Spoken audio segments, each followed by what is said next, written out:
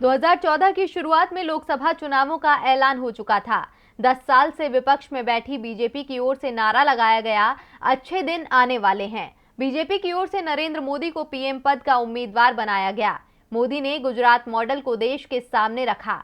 जनता ने मोदी और भाजपा पर भरोसा किया और लगभग 3 दशक बाद किसी पार्टी को स्पष्ट बहुमत के साथ सत्ता सौंप दी। आज से 7 साल पहले 26 जून 2014 को नरेंद्र मोदी ने पीएम पद की शपथ ली। आज उन्हें सत्ता संभाले 7 साल हो चुके हैं। इन 7 सालों में सरकार कहां हुई पास और कहां हुई फेल, देखिए ये रिपोर्ट। पीएम मोदी ने सत्ता संभालने के बाद कई योजनाएं चालू की। मेक इन इंडिया, उज्ज्वला योजना, किसान सम्मान निधि योजना, लेकिन इनका लाभ आम लोगों तक नहीं पहुंच सका। कई ऐसी योजनाएं भी हैं जिनका नाम अब बीजेपी नेता भी सुनना नहीं चाहते। लेकिन बात यदि शिक्षा व्यवस्था, महंगाई, रोजगार की हो तो मोदी सरकार इन सभी मोर्चों पर फेल हुई है। आज देश में महंगाई दर दहाई के आंकड़े की ओर तेजी से बढ़ रही है।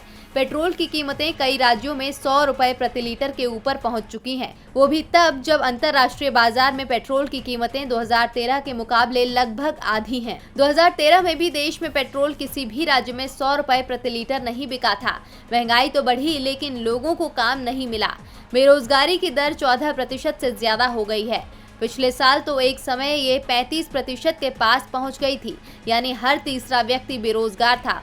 सरकार इसके पीछे स्वास्थ्य मुसीबत को जिम्मेदार बता रही है, लेकिन जब स्वास्थ्य मुसीबत ने देश में दस्तक नहीं दी थी, उस दौर में भी बेरोजगारी दर नए रिकॉर्ड बना रही थी। देश की स्वास्थ्य व्यवस्था का हाल तो आज दुनिया देख रही है। महामारी के मरीजों के मामले में भारत रोज नए रिकॉर्ड बना रहा है।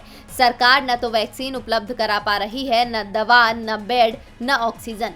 सरकार ने शिक्षा व्यवस्था में परिवर्तन का दावा किया। इस साल नई शिक्षा नीति को लागू करने की तैयारी भी है, लेकिन सरकार ने शिक्षा का बजट नहीं बढ़ाया। 2 साल से तो देश में हालात ऐसे हैं कि परीक्षाएं भी नहीं हो रही हैं। आज भी दुनिया की टॉप 100 यूनिवर्सिटी में भारत की एक भी यूनिवर्सिटी नहीं है। इसके अलावा सरकार के जिन फैसलों ने देश को मुसीबत में डाला, उनमें मोदी सरकार के बनने के तुरंत बाद योजना आयोग को समाप्त करने का लिया गया बड़ा फैसला है।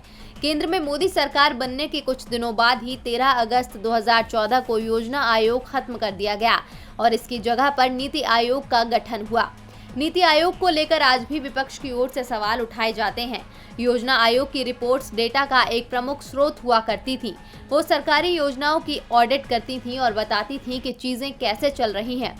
इसके जाने के बाद सरकार आपको जो भी देती है उस पर विश्वास करने के अलावा कोई विकल्प शेष नहीं बचता है। 8 नवंबर 2016 को मोदी सरकार द्वारा 500 और 1000 के पुराने नोट बंद कर दिए गए थे। दावे तो इसे लेकर बहुत किए गए थे, लेकिन आज बीजेपी के नेता भी ये स्वीकार कर रहे हैं कि नोटबंदी पूरी तरह से असफल साबित हुई। इससे देश की अर्थव्यवस्था जिस मुसीबत में फंसी, उससे आज तक निकल नहीं पाई। 1 जुलाई 2017 को मोदी सरकार ने देश भर में जीएसटी व्यवस्था लागू कर दी। एक देश एक टैक्स के नाम पर लाई गई ये योजना लागू करने में की गई जल्दबाजी का नुकसान आज भी देश को हो रहा है। सरकार ने कई बार इसमें बदलाव किए। हालत ये है कि जो जीएसटी 2017 में लागू की गई थी, 2021 तक वो आधी से ज्यादा बदल चुकी है।